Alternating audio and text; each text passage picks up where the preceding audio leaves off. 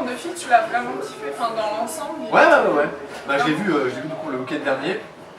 Et en fait, j'ai bien aimé le travail de Cindy Sciamma sur le quartier et la description qu'elle en fait d'un point de vue féminin et féministe en fait. En fait, t'accompagnes l'héroïne tout le long du film à travers son parcours, à travers son évolution.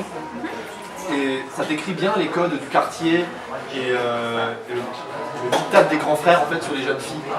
Du genre, elles peuvent pas coucher avec d'autres hommes ou avec des hommes parce que sinon elles vont faire cette pute et puis se faire frapper par Oui, leurs ce frères. qu'on retrouve dans les quartiers, les grandes histoires. Voilà, c'est ça. Bah, ça, c'est vraiment l'idée principale du film. Et ensuite, après, grosso modo, c'est en trois parties. Donc, il y a la première partie où l'amitié se forge. Elles se rencontrent, elles apprennent à se connaître, elles commencent à rigoler, à faire des trucs sympas ensemble.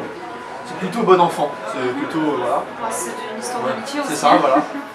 Et la deuxième partie est plus concentrée sur la libération justement de ces codes, des codes attribués aux femmes dans ce genre de quartier, donc d'être discrètes, tout ça. Donc là, elle commence vraiment à parler fort, à se battre même, à s'exprimer, mais en adoptant des codes masculins du coup. Vraiment en prenant le contre-pied totalement de ce qu'on leur donne comme code. Et dans la troisième partie, en fait, donc l'héroïne, elle sort totalement du quartier. Et du coup là, elle se libère encore plus de ses carcans. Mais c'est très difficile pour elle parce que vu du milieu social qu'elle vient, elle a beaucoup de mal. Elle commence à dealer de la drogue et faire ce genre de choses. Donc c'est très difficile pour elle, mais c'est vraiment, on sent vraiment une volonté de se libérer de tous les stéréotypes et du quartier principalement. Quoi. Donc moi j'ai kiffé. Il est encore au cinéma. Alors si vous l'avez aimé, si vous avez envie de le voir, il faut aller le voir. Et en plus je pense que le cinéma c'est vachement mieux.